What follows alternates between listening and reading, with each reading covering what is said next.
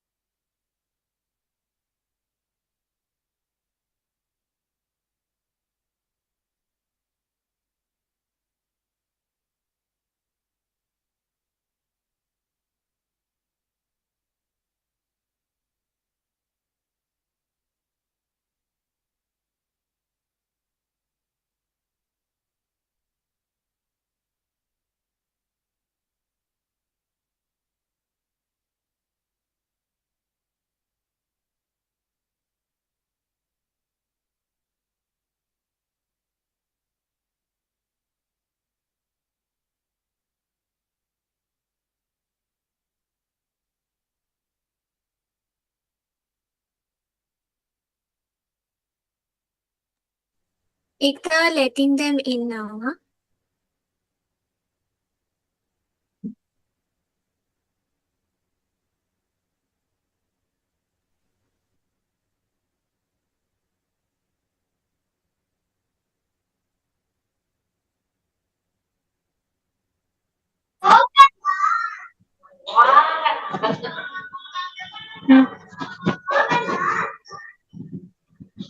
Good evening, everyone. Good evening, everyone. Good evening.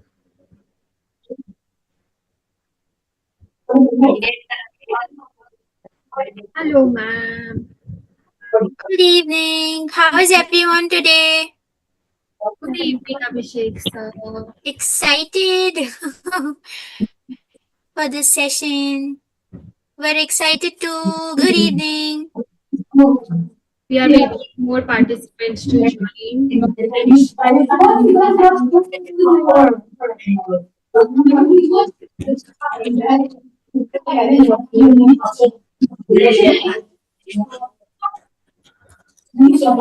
How is your day going? How are you feeling? How is your day going?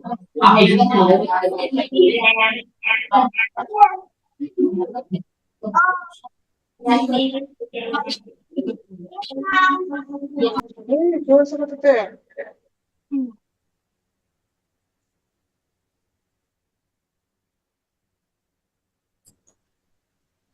Are you feeling all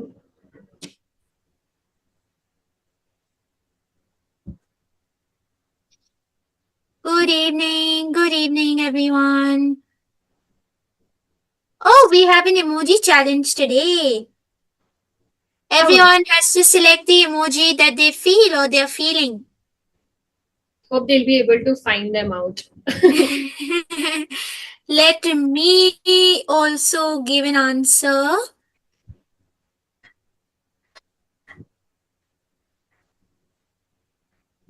One, Purvam, I'm missing. One, wonderful.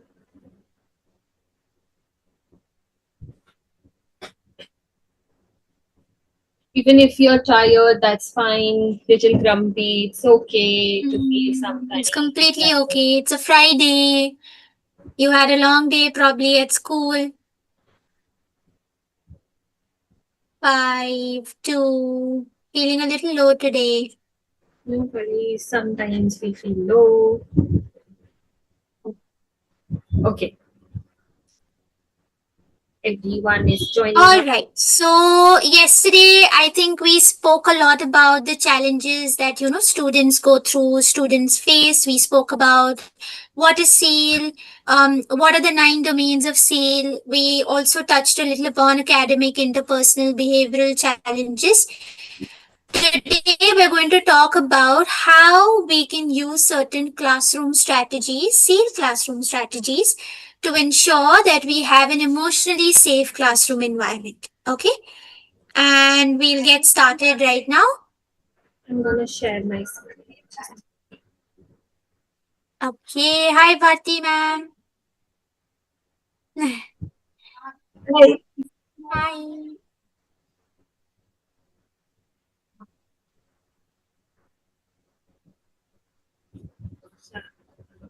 Okay, so the first thing that comes to your mind when you think of strategies, or the first thing that comes to my mind when I think of classroom strategies, is a feeling check-in. Now, I'm assuming that everyone's, more comfortable with the concept of a feeling check-in, because even right now, we did a feeling check-in. Yesterday also, we did a feeling check-in. So what is a quick feeling check-in? You just ask the child how they are doing. What are they feeling? How is their day going? Okay?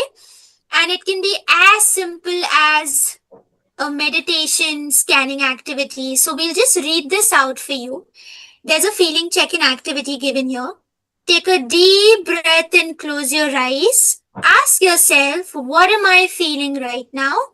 Think of a color that represents that feeling. Share the color with the group. This was a very simple feeling check-in that we conducted yesterday with all of you. So the first strategy or the first activity that everyone can utilize here is conduct a feeling check-in right before you start your lecture session or your therapy practice. Now, I think I would like everyone to be a little creative. Can you give me some creative feeling check-in prompts in the chat box? Let's see. I would like everyone to participate. Think of a very creative feeling check-in prompt that will work wonders for children in class.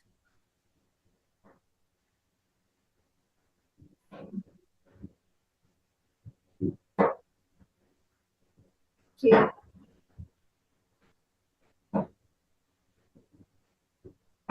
Green. Somebody saying green. Green. Okay, I'm going to share a video. Then maybe everybody can respond. Yes. I would like to do our emotion check-in. We're feeling happy today. You're going to show me a number 1.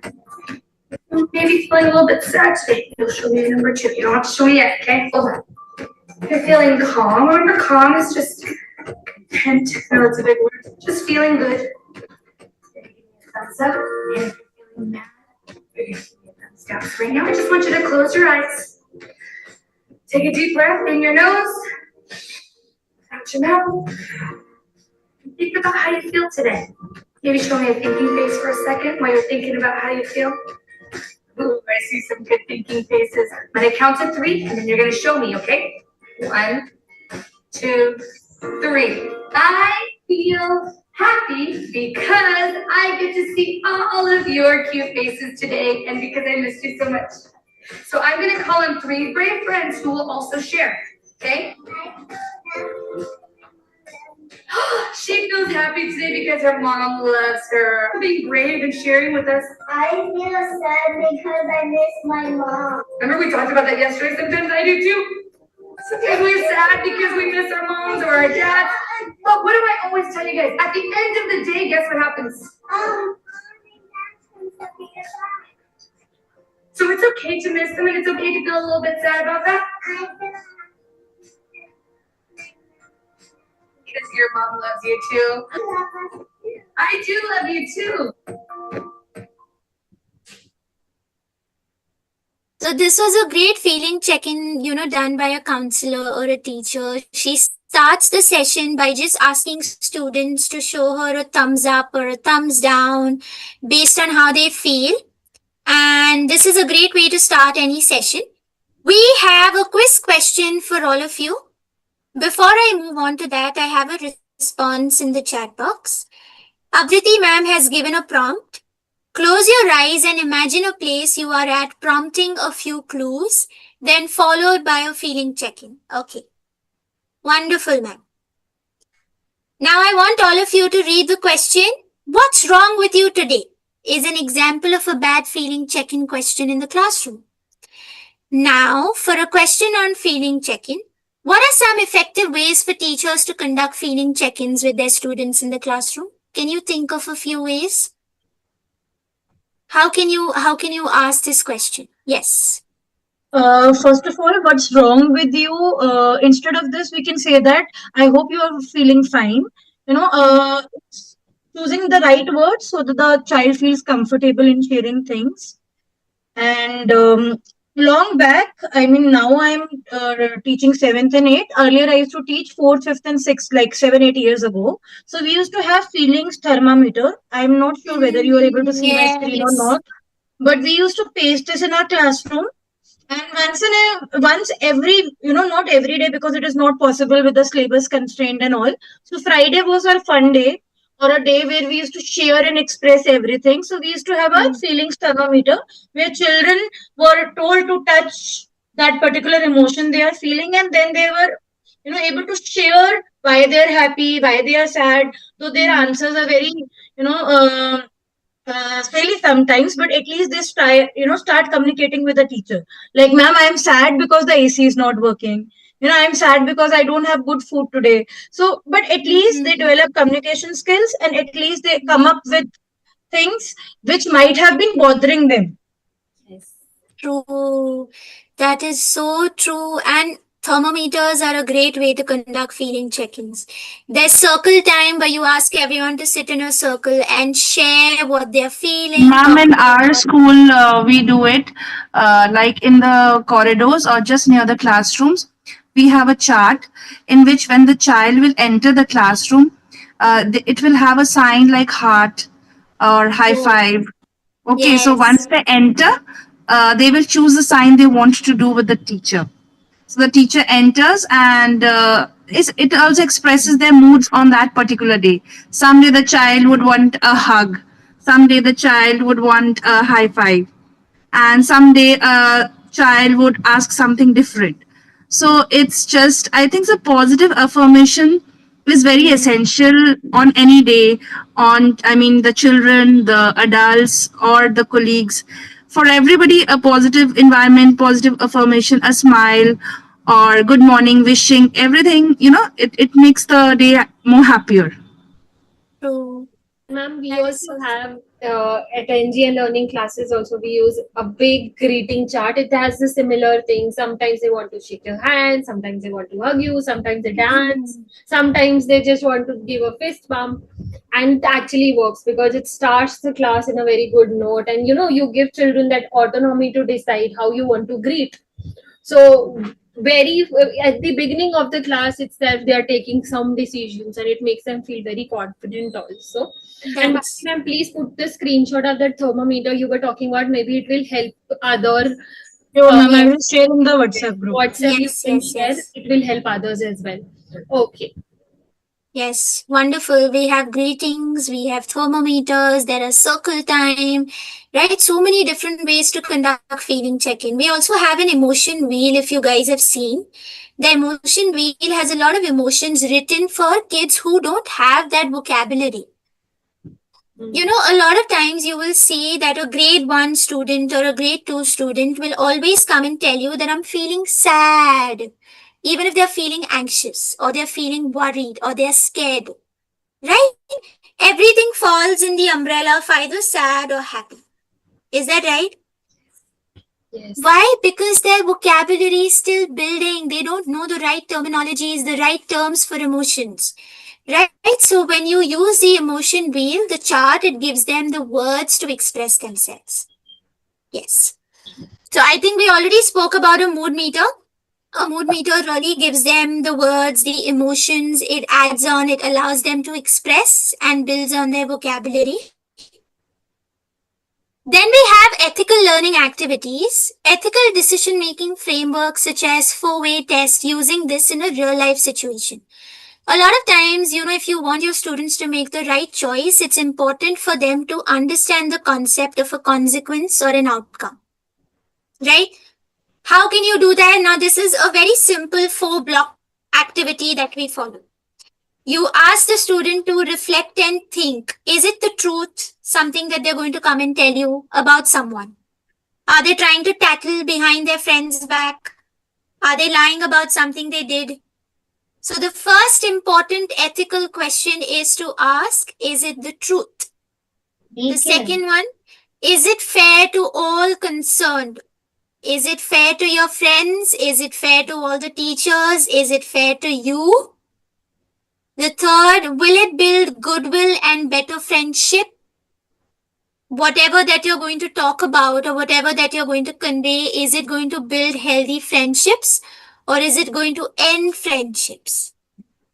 And the fourth important question is, will it be beneficial for all concerned? Will it help your friends in the future or will it put them in trouble? So it's very important that when you're trying to teach them decision making, we ask them to reflect and think on all these 4 important questions. I would like to know from everyone, why do you think these questions are important? Why should we ask them if it's the truth, if it's fair, if it's safe, if it's going to be beneficial to their friends or not?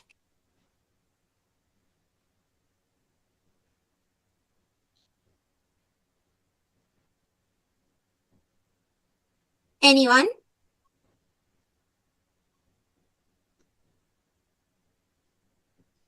Okay. So Maybe just to inculcate values, true. to understand, the shortcuts are not always right, and, to differentiate between a true friend or a wrong peer pressure, to understand things on their own rather than always relying upon, some help. Though this, Yeah. this will take time, they will develop that thinking, but we will be able to develop that thinking only when we ask them questions and let them answer. Rather than giving them the answers, it will be more like an instruction thing and they will be not interested. But if we reflect, if we give them a chance to think and answer, they will also start thinking and realizing, oh, this is fine. He has done good to me. It is my duty to do good to him. And then, a true, they will learn more when they will think more. So the idea of journal, the idea of thinking, and not following the peer pressure. Yes. True. Yes.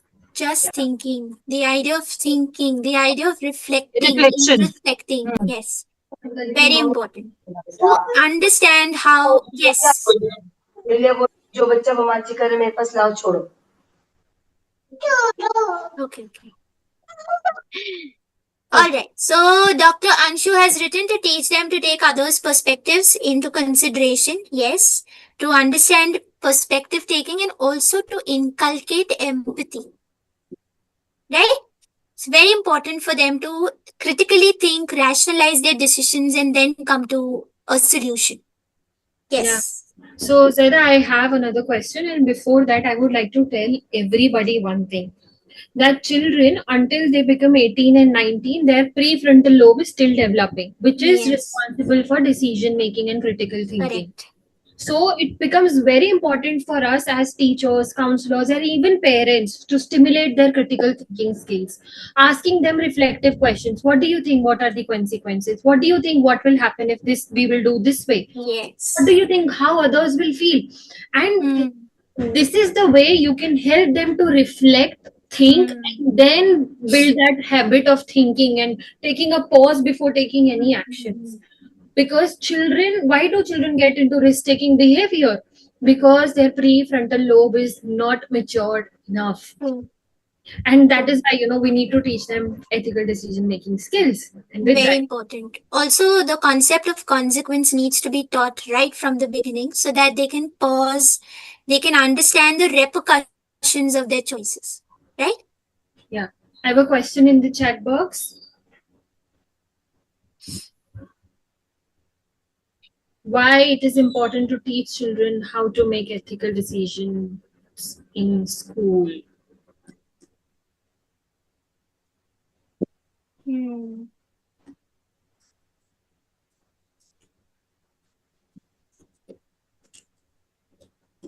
Getting a lot of C's.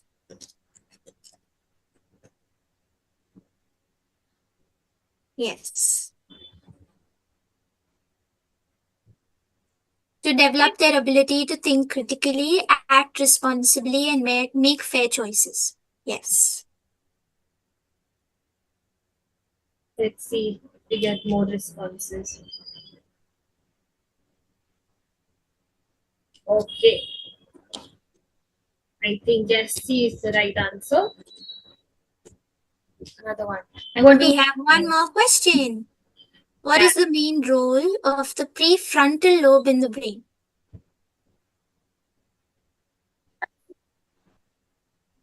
Okay, I think Sapna ma'am wanted to Yeah. For answer the previous first one. Yes. Yes, you can ask them, ma'am.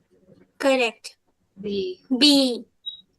We're getting a lot of B's to make decisions, to rationalize, to develop critical thinking.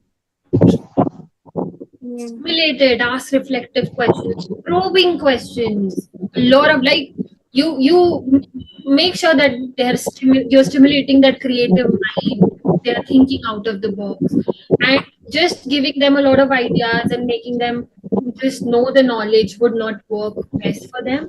However, asking them to use their own mind is important.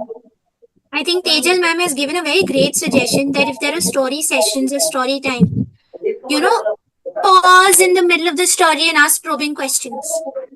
You read 2 paragraphs, you make sure they've comprehended the paragraph and ask a probing question, which is to see if they've understood. What do you think will happen if the character does this? Do you think it's the right choice? If no, what is the right choice? So ask a lot of probing questions.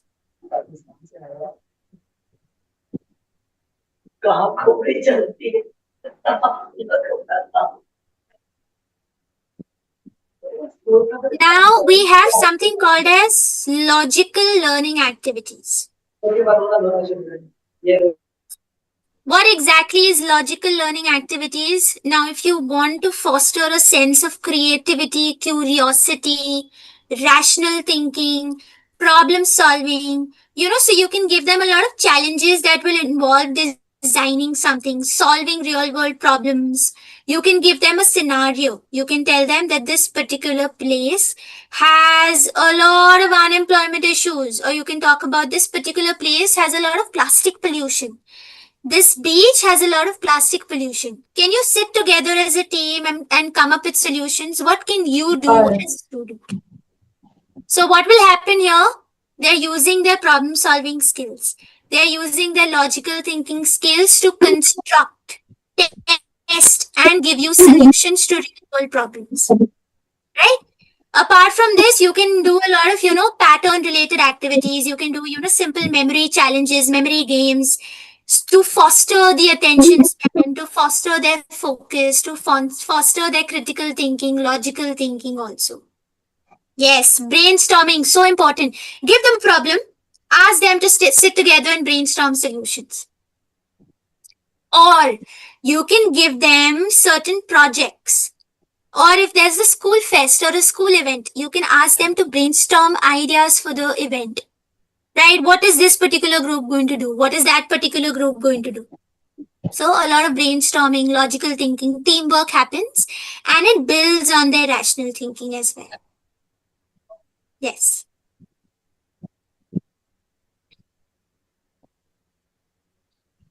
Now we've spoken about a few strategies. It's also important to create a positive and engaging classroom environment, right? One of the main important pointers for an emotionally safe classroom is to ensure that everyone feels positive and the classroom is very engaged, which means they're interacting with you a lot.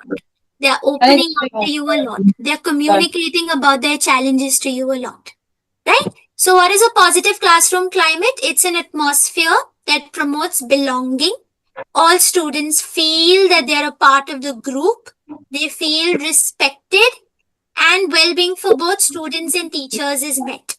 Okay, let's imagine a classroom where everyone feels included. Everyone feels respected. Every ideas are, celebrated. Every milestone is celebrated. How would that look like?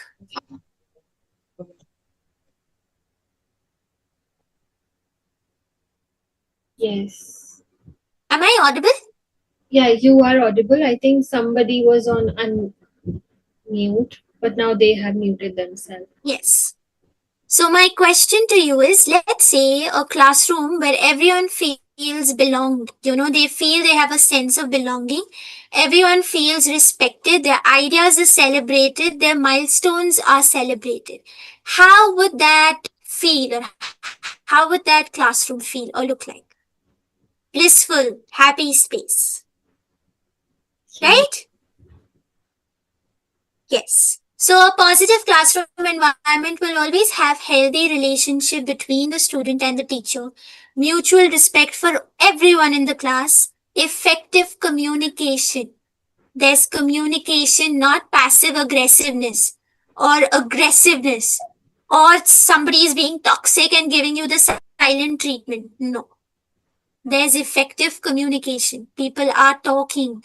Calm. Everyone's going to be calm. They know how to manage their emotions, and it's very supportive, right? Yes, Ekta.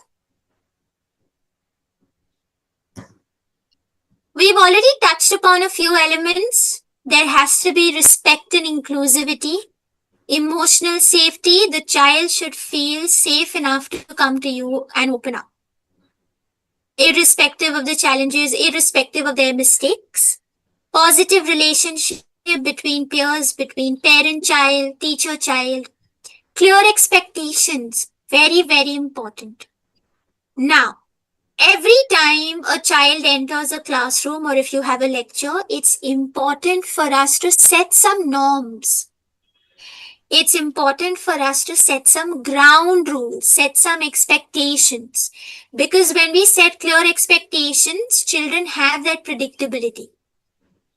They know how they're supposed to behave, right? For example, a very simple example is to raise their hand if they want to answer, or if they have a question, or if they would like to add on to something. That's a norm. That's an expected behavior. Likewise, set some clear expectations and norms for your classroom. Set consequences for bad behaviors together with children. Sit with them. Tell them that if this is something that is being done in class, this is a consequence that you're going to have to deal with later on. What's going to happen? There's going to be shared accountability by everyone, right? They will know that if I'm making a mistake, I will have to bear the consequences. If I'm making a mistake, I will have to bear the outcomes of my choices, right? So have clear expectations, communicate effectively, use simple language, use activities where there's a lot of collaboration and cooperation happening.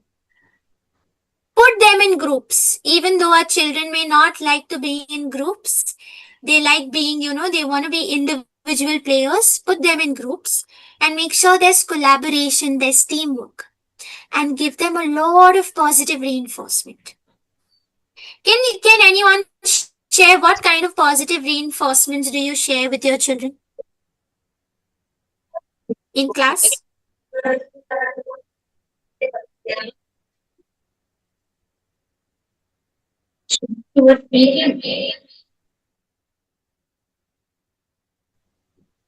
One could be maybe giving them extra recess time if, they've accomplished a task. Verbal. Okay, Dr. Anshu says it's verbal compliments or verbal praise that you've done a great job. I'm proud of you. Anything else?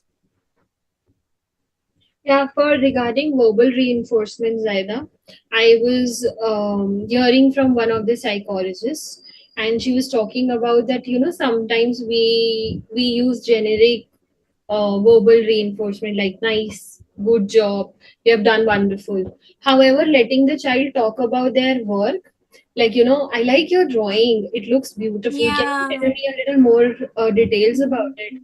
And then, you're being specific, the cloud is beautiful, or the colors that you have put is nice, or the way the answer was written was wonderful, your examples were on point. So giving them that specific understanding makes them feel, gives your compliment and your reinforcement a personal touch, and they also feel that you actually did take a good look over their work. That is such a great way, to cater and customize or to, give specific compliments. Yes. That really makes them feel heard, validated, right? Yeah. I think we've gotten some responses. Tejal ma'am says giving rewards like a star. Yes. Then we have, when my students are writing their notes, I say to them, good work, you did good. Relax session after activity, appreciate efforts. Yes. So it's important to acknowledge their efforts more than the outcome, more than the end result. It's important to acknowledge their journey, and it's important to make them feel validated and heard. Right? Okay, I'm sharing a question. Yes. Read it carefully, everyone.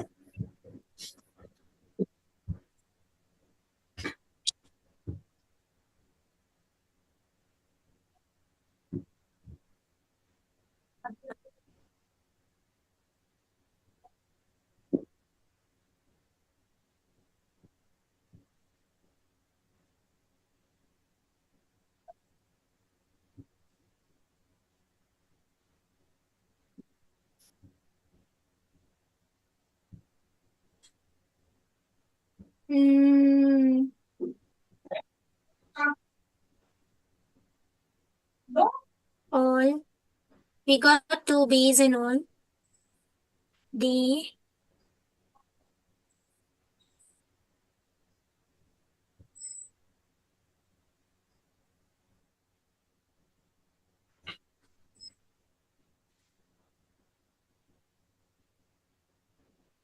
Okay. Any more answers?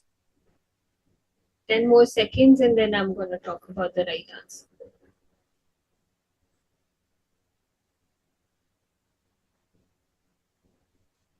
Okay. So if we see here, okay, Oh. We got D, C, all, B. There's a mix.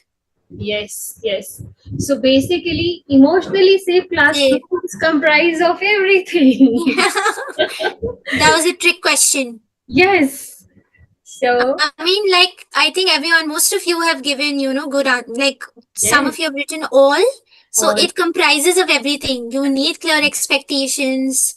Emotional safety is an important factor. Collaboration needs to happen. Reinforcement needs to happen. True. Good work, everybody. Okay.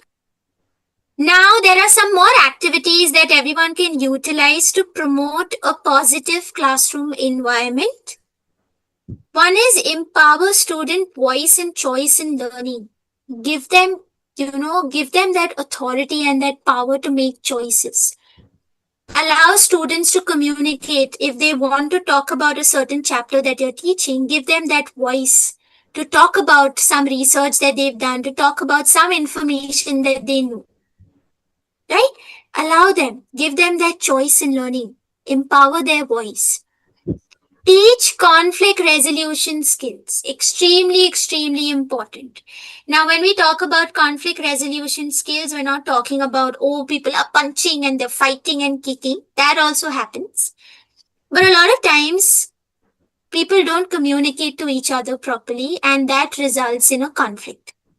So, giving them certain scenarios or asking them to role play together, teaching them perspective taking, teaching them empathy, teaching them how to be assertive or how to be polite. Right? When you teach conflict resolution skills, what happens? They communicate better. They become more assertive. They set better boundaries, but they are also respectful. Right? Do you think it's important for a positive classroom environment to have good conflict resolution skills? Just because somebody is yelling at you, just because somebody is being physical, doesn't equate to you being physical or yelling at them too. There are better ways to manage. There are better ways to communicate. Right? Then we have reflect and set goals regularly. Very important. A lot of times we will see that our students are very lost. It doesn't have to be academic goals. It can be anything related to their lives. Ask them to sit, reflect what they want to accomplish in the day. Set one goal for a day. Maybe a goal can be as simple as today, if I've gotten a few math sums, I'm going to go home, rest for a bit, make sure that I complete my homework on time. What is going to happen? The minute a child sets regular goals, they take more accountability and responsibility for their academic goals, or something as, for other homework related stuff, or if there's an assignment or project. So there's more accountability, there's more responsibility, and they have better clarity. Okay. Then we have promote inclusive language and behavior. A lot of times, there's fat shaming that occurs. There's skin shaming that occurs. There is, people judge and comment on the skin tone, the body figure, the kind of hair that students have, right? So we can actually foster inclusive language. We can teach them to be respectful to all, irrespective of their age, gender, body image, right? So it's important to promote inclusive language. It's important to promote inclusive behavior. It's important to use empathetic words in the classroom.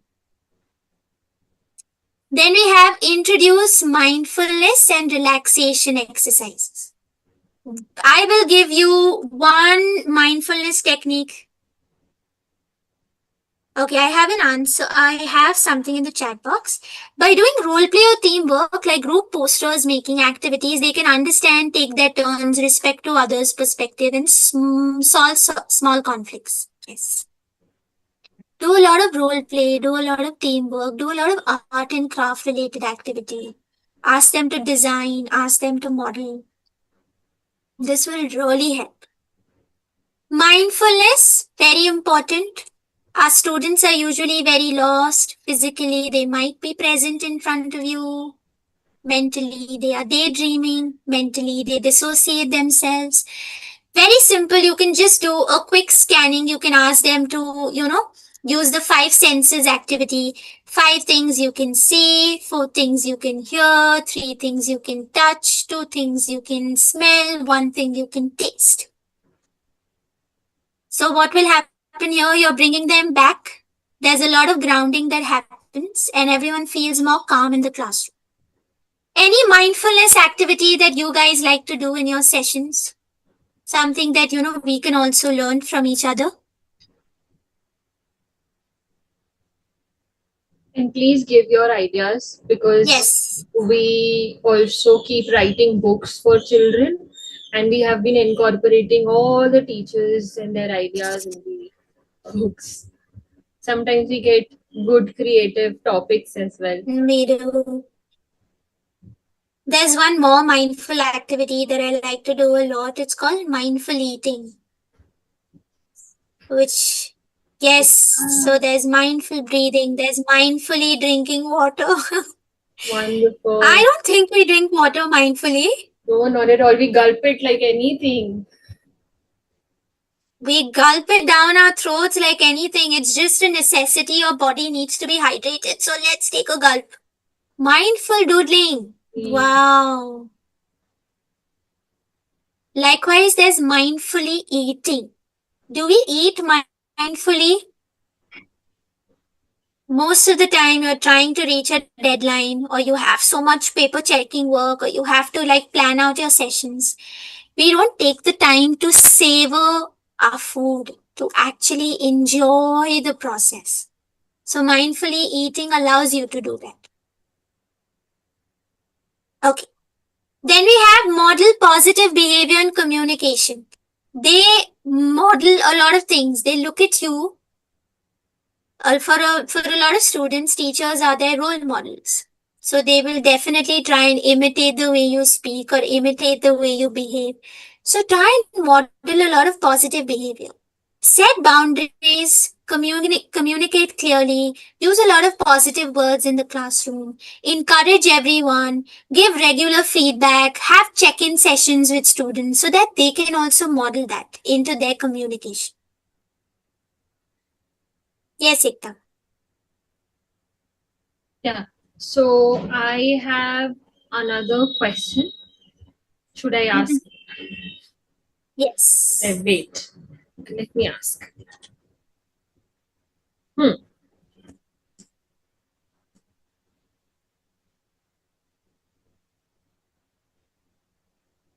Which of the following strategies best exemplifies a student-centered approach that fosters emotional safety, autonomy, and positive peer interaction in a diverse classroom? Okay. We've gotten B.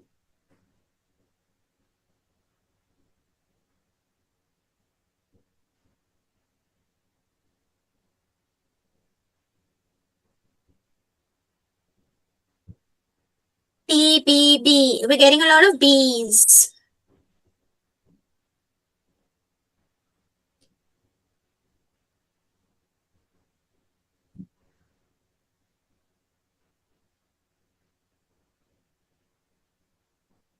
B. Good. We are on track then. Going ahead. Okay. Now let's talk about active participation. One more important element to an emotionally safe classroom is to ensure that students are participating actively with everyone. Okay, students are involved, they are engaged in the learning process, they are able to think critically, they are solving problems, they are listening to you, they are initiating, expressing their thoughts and ideas, and collaborating with others. That is what active participation constitutes. Yes, Ekta. Now, key elements, it's important. You ask a lot of questions. Like we spoke about how probing is an important part of storytelling. Every time there's a story session, probe them. Ask a lot of questions in between. Have feeling check-ins with them. What's going to happen as a result when you ask questions? You will see how engaged the children are. Are they following through with you, or are they completely lost? Right? Sharing ideas and opinions. Keep the platform open all the time. Let them share their ideas and opinions about anything. Give them problem-solving scenarios. Use a lot of collaboration and group work activities, and give them like ideas or give them prompts for reflective thinking. Okay? A wonderful way of, sharing ideas, opinions is having a tiny debate discussion. I don't know how many of you, actually do conduct debate discussions. You can just pick any topic about life, any topic about global issues, and ask students to share their ideas and opinions about that topic. What it does, you see active participation, but you also build on their confidence. Right? You better their communication skills. Yes. Avriti ma'am has written, sharing your own experiences, certain situations. Yes. Sometimes when you talk about your own life, they relate to you better. Right? So there are activities. I already mentioned you do a lot of group discussions. Do debates with them. Have brainstorming sessions with them. Think, pair, share. So you give them a problem. You pair them in a group. You ask them to think of the problem and share the solutions with you. So you give them a problem to think. You pair them with a classmate and you ask them to share the solutions. Right? Then we have peer teaching. If someone's not able to understand a certain chapter or a certain concept, assign a student, ask the student to teach to their classmate or their peer and see how well they're communicating and how confidently they're teaching. Right? And have a lot of interactive presentation like how we're having with communicating with each other right now. Right? It's not just a one-way street. It's not just me talking or giving a lecture. It's not just Ekta talking or, giving you a lecture. It's us sharing ideas and experiences with each other. Yes? So sharing after moral story, instead of telling them moral, I ask the moral, very good. 1 minute extempore, picture-based topics, wonderful. Great suggestions.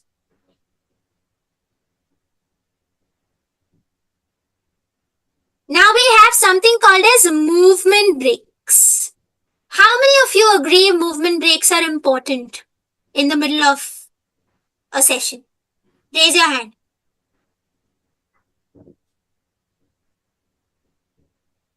Or you can just give us a thumbs up in the chat box. Okay, they can raise their hand. They are. It's important, right? It's important because we just have an attention span that can grasp concepts maximum for a period of 30 minutes or 35 minutes. Right? So it's important to make sure that the body is also moving. What it does, it involves a lot of physical activity or movement during sessions. Now, what these breaks do, they provide students with opportunities to move and engage in physical activity to support their overall well-being and enhance their learning experience. They're not just sitting and staring at you, or they're not just sitting and writing, but they are communicating. They are moving their bodies, they are engaged, they are with you, they're concentrating better, focusing better, and they are more grounded. So we utilize a lot of movement breaks. Yes, icebreaker is very important. Yes. Yes, Ekta. Now, there are certain ways we can promote movement breaks. What can you do? Stretching, simple stretching, flexibility exercises. You just ask them to stand up for 5 minutes and just stretch their bodies.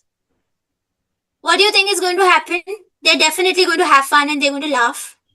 They're going to stretch, but their attention will be better the minute you ask them to open the chapter again. Right? Use a lot of brain breaks. How can you do that? Give them riddles, give them patterns, give them problems to solve. That keeps their thinking going. Dance or movement routines. Play some music. Ask them to play musical chairs for some time. Or tell them the minute I stop the music, you have to freeze. Right? Do a lot of yoga, mindfulness. You can do body scanning. You can ask them to breathe. And energizing games like Simon Says. Simple games like Simon Says, what it does, it makes them more present. It allows them to be in the now moment. Any other movement breaks that you guys can think of? Avriti ma'am has written, playing music after 2 periods and engaging them in some activity like sorting books. Good. So what are you doing? There's dance. Yes, Bharti ma'am. Yeah, like I do simple things like I tell them to copy me. I dance, make my hands up and down. Sometimes ask them to stand up and sit down, stand, sit, and sometimes I ask them to do opposite of whatever instructions I'm giving. Mhm. So this energizes and channelizes them, and then they're back to. And then towards the end, just a silly thing, I tell them, "Abra gadabra gili gili ju." Now the magic is on you that you people will not talk and you will study. So after this movement activity, they copy me, and then they are back to their normal routine. Nice. This That's is a so fun one. nice. Yes. Yes. So many responses we have got. I use different types of clap activities, meditation, play, sare gama. Ah. Okay. Dance, freeze, dance. I play Simon Says with them. Brain exercises like a circle with left hand and a square with right hand. Yes. I think Wow. Ekta and I are going to note it down in our books. Okay. Done already. Done already in our brain. Yes. Wonderful. Brain gym too. Yes. Now let's talk about mindfulness. I think a lot of you already know what mindfulness is. It's to help students cultivate present moment awareness. We don't want our kids to just sit in class and stare at us blankly with that blank expression on their faces. We want them to be with us. We want them to be aware. And how can we do that? We want them to make sure that there is non-judgmental attention and acceptance, that even if their minds are floating, it's okay. They can bring themselves back in the moment, right? So what it does, these activities can actually reduce a lot of stress. It can enhance self-awareness. It can make them aware of what they're doing, what they're thinking. Maybe I should not pay so much attention to this particular thought and I should let it float. It improves focus and promotes overall well-being of the child. Yes. Now let's talk about a few mindfulness activities that you can conduct. Definitely there's mindful breathing, just asking them to close their eyes for 5 minutes and focus their attention inwards. Asking them to think about their breath, asking them to focus on their breathing. That is mindful breathing. You can ask them to scan their entire body. There are guided meditation videos or there are guided meditation scripts that are available. You can just ask them to scan their entire bodies. And what it does, it grounds them, it makes them calmer, more at peace, making them aware of sense. So there's sensory awareness. I think asking them to touch, asking them to feel, asking them to smell, see, hear, the 5 sense activity. You could do a lot of guided visualization. You could ask them to close their eyes and visualize their happy place. Right? You could guide them through a stroll. You could guide them in that happy space. They're taking a stroll. They're walking towards something. Again, bringing their attention to the now moment. And finally, gratitude practice. Very important for them to be thankful in life, to practice gratitude, to, be aware of all the blessings that they have around them. Right? How do you think gratitude helps children? Apart from making them more mindful?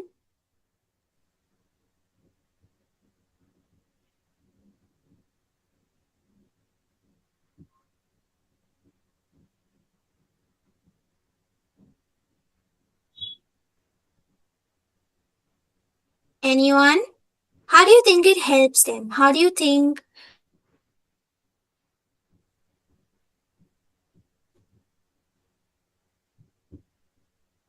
Yes, it makes them feel more empathetic. They also tend to reflect on things that they are having right now, they're thankful for, things that are working out for them, relationships that they should be valuing. And it helps them to understand the idea of complaining less. Yes, and somebody did it and they become less complaining. They show better perspective towards life, that if few things are not working out, that doesn't mean everything is, bad around me. There are good things also. So it helps one to have a better perspective. Yes, so I'm gonna go on the last quiz that we are having. Shift focus from scarcity to abundance mindset. Yes. So important. Yes, I. Okay. So there's a quiz here for all of you. I want all of you to read the question and you can write down the answer in the chat box or unmute yourself and answer. Which of the following is an example of a bad classroom SEL activity? B.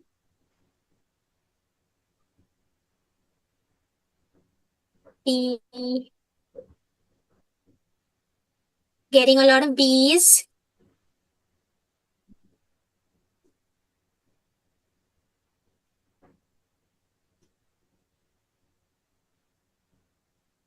Yes.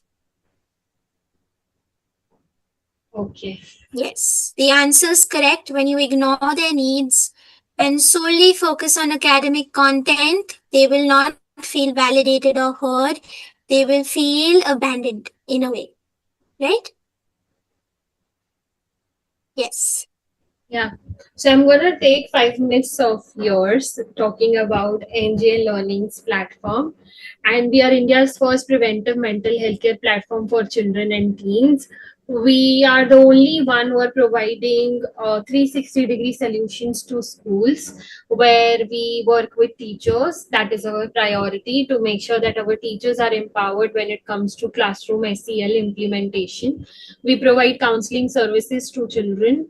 We also have psychoeducation programs for parents, and we give a full-fledged curriculum for the classrooms, as NEP talks about it.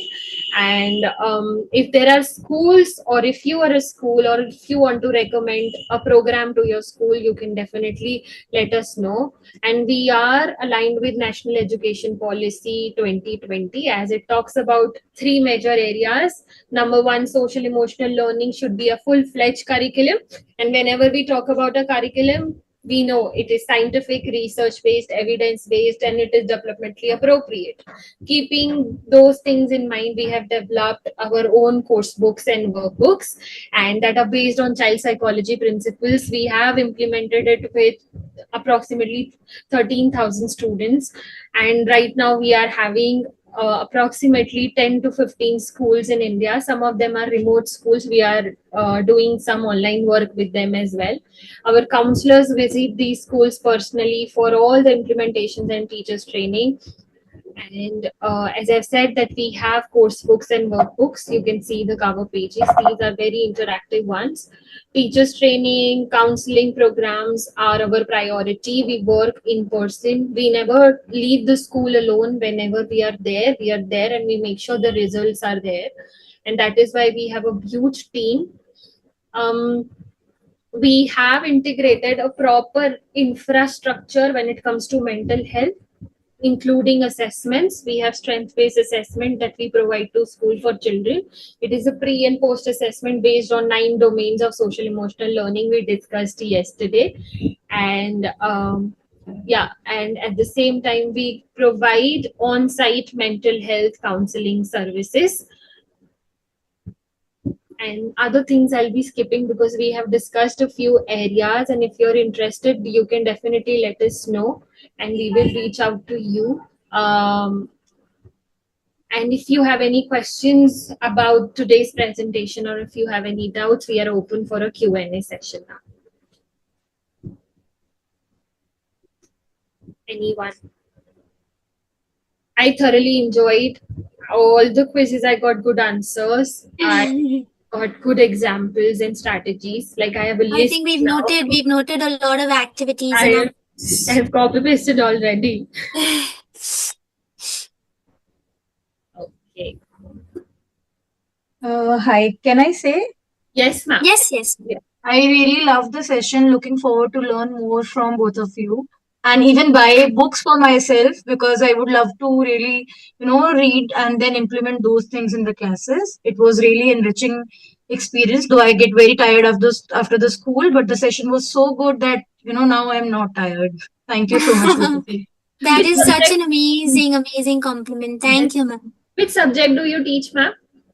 I teach English, but I'm a counselor. They have, on papers, they have not put me into counseling. So, because I'm English honors, so they have put me into English. Otherwise, my qualifications are related to psychology. Like, I'm MA in psychology and guidance and counseling diploma from NCRT. That And is an art therapist. visible, ma'am. When you speak, no, that's visible. I could. That's yeah, it is. I mean, the way you give examples and the way you share your experiences, it's very evident. Yes. Thank you. Thank you so much. Thank you. Thank you so much. Anybody else? Any feedbacks? We would love to hear from you. Okay. Can I say? Yes, ma'am. Yes, ma'am. Yes. So just like Bharti ma'am, I would like to say the same thing. You both were very wonderful. And now I am looking forward to have a session for the emotional security and safety of the teachers also. Because at times, oh yes, because at time what happens, we are focusing more on children. That is our Yes. responsibility. But there is an emotional breakdown for the teachers also, Yeah. True. right? True. So that is also the need of the hour where the emotional stability is required for the teachers. And I thoroughly enjoyed this and I was looking forward for this second session. So for that reason, I came home very early so that I don't miss even a minute. So thank you so That's much. so You both are nice. fabulous. We are grateful, ma'am. And Thank you. we are working with teachers, and indeed, it's not easy. Imagine your like you have a curriculum to finish, and then you also have a responsibility to work upon their emotions. Yeah. And there are Right, so right. many things happening, multiple layers at the same time. There's a huge work pressure. We Yeah. have been closely working with teachers. Apart from teaching, there's a lot going on. Back end work, checking the Mhm. papers out, performance of the students. You should also Mhm. be, happy and be available to the parents. So there's a Mhm. lot. I 100% echo what everything ma'am said, and even Ekta. It's very important to work on teachers' mental health as well. Yeah. So definitely that's going to be. I think Zaheda, you have a network issue. Yes, Bharti ma'am. Sorry, I'm again intervening in between. Thank you, Avriti. I completely agree with you. It is the need of the hour, because if we are not happy and satisfied, we can't really empower others. There is a very small little thing which I want to show. I'm not sure whether it is relevant or not. I don't know how to turn my camera. Just give me a minute. I'm trying to figure out. So this is my cup. It's like a visual reminder. Enjoy a cup of positivity. So I always tell children that if I don't have anything inside me, I will not be able to pour and give anything to you. So sometimes these small little things, where you have to cater to, bigger children over there, instead of stories and all, these small little examples, they really work. And it's like a visual reminder for me to, always pour something inside me and then give it back to the world. Wow, that's a wonderful Wow. tool. That's a tool. Great. Yeah. Okay. Wonderful. We're going to buy that cup. Yes, yes. Sure. In a screenshot. I'm gonna buy it too. Okay. Thank you, everybody. Thank you Thank you. for joining us. Also, one last thing, we have a community where we share a lot of resources, classroom resources also. They're completely free. And the idea is to be in touch, share the resources, talk about mental health. Sometimes it is related to students' mental health, and sometimes it is related to your own mental health. And if you have intentions to stay connected regarding the same, you can join us there. Yes. Certainly. Thank you, everybody. It was Thank you, everyone. Thank you so much. Thank you so much. Thank you Thank so you. much. Thank Happy you. to have you all. Thank you, Nazia ma'am. Some of Thank you. Thank you so much for joining us. I can see many of you are joining the community. Yeah. We are happy to have you there. Could you please put the link on the group also? Yeah, Yes, yeah, yeah. we'll be sharing, ma'am. We'll be sharing there also. Thank you so much. Also, I think we just got a one question. small thing. Sorry, I spoke in between. No, please, Bharti ma'am. Uh, do you have some courses related to counselors only for, counseling, about career assessment and all, specific to school counselors, skills which are required by school counselors to have, on the job training? Is Yes. there something like that?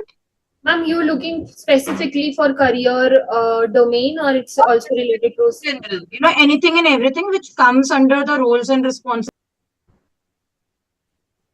Okay, so ma'am, there is 25 hours social emotional learning preventive mental health care diploma course that we are having, and then there are a lot of kits and bundles available that provides you huge repository of social emotional learning material that you can implement for grade 1 to 5. At the same time, we have kits for special needs children within the school setup.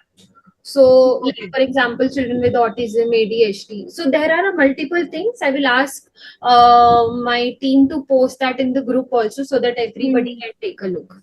Yeah. Okay. Yeah. And what about the notes and the certificate? It will be Yeah. shared in the group. Yes. It will be shared in the group. ma'am. Certificates will also be shared and PDF will also be shared in the group. Okay. Thank you so much. Thank It was you. a pleasure having you both. Thank you. Bye bye. Take care. Likewise, Bye. ma'am. Thank you. Bye. Thank you. Ma'am, everyone. these 2 days certificate will be shared together or individual day? One certificate, ma'am. One. It will be Okay. written 2 days training you had. Okay. Thank you so much, ma'am. Thank you so much. Thank you. Thank Bye, everyone. Bye, everybody. Thank you, ma'am. Bye. Thank you. Thank you, Bye. Anshul. Thank you. It was great to have you. Yes, you'll be getting the certificates. Thank you, everybody. It was nice to have you. See you again. See you soon.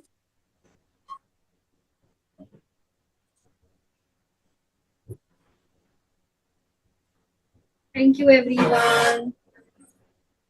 Thank you. Thank you.